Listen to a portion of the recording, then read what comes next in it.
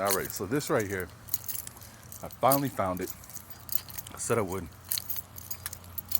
This is one of the articles or websites, I should say, I found that goes against the traditional story. And I like this one because, not because of who it's about, but because it seems like this is actually telling the truth. It seems. Um, See, I'd heard that Baal uh, was killed by death, right, and rose again. So I went searching for, you know, where could I read about Baal dying and coming back to life. And I'm telling you, I've spent so many times on either Wikipedia or just other links and books where it was the same thing over and over again. They're saying, no, he didn't die.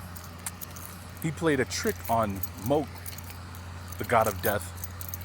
He either dressed up his twin brother and the god of death ate it, thinking it was Baal, or he found a child, some of the stories go, and he fed it to the god of death. But there's the thing, to avoid the god of death figuring out that he was tricked, they keep saying that Baal went to the entrance of the underworld and hid there until El had a vision that he could return. And El once then gave Baal the power to be the god of the gods, the king of the gods, you know. And I'm like, this doesn't make sense, you know. Why would you go hide in the entrance to the underworld? You know, if death has to, I mean, presumably, right, go through the underworld eventually to get back to his kingdom. So this professor of Hebrew studies in Lao at the university in Switzerland, I think he does a really good job showing you that these others are lying, these other professionals are lying, but I don't know what the benefit is of them lying and saying, you know, he didn't die, it's not true, you know, he tricked them. What was the purpose of that? He references a book in here. Yeah, there it is. The Riddles of the Resurrection, Dying, and Rising Gods in the Ancient Near East in 2001. He's using this book to basically show you that if you, from what they have been able to use in translation, that the behavior of El and Baal's sister and things of that nature, they don't act as if he played a trick. They believe that he was genuinely swallowed, you know, eaten, swallowed, and everything by the god of death. And you know, to me, he does a good job of pointing that out and just using the characteristics of their behaviors and even the god of death's behavior to validate his point there. But there was something else that caught my attention, right? So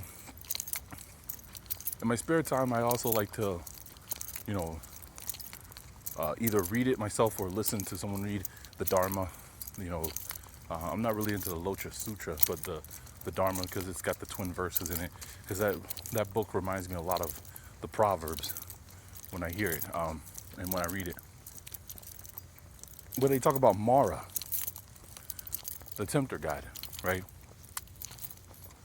And I'm thinking, wait a minute, what's with all these, you know, how would you put it? What's with all these gods whose names begin with M-O or M-A, and they're either the god of death or they're the tempter? And it's all over on that part of the world, you know, in Asia and in the steppes of Asia.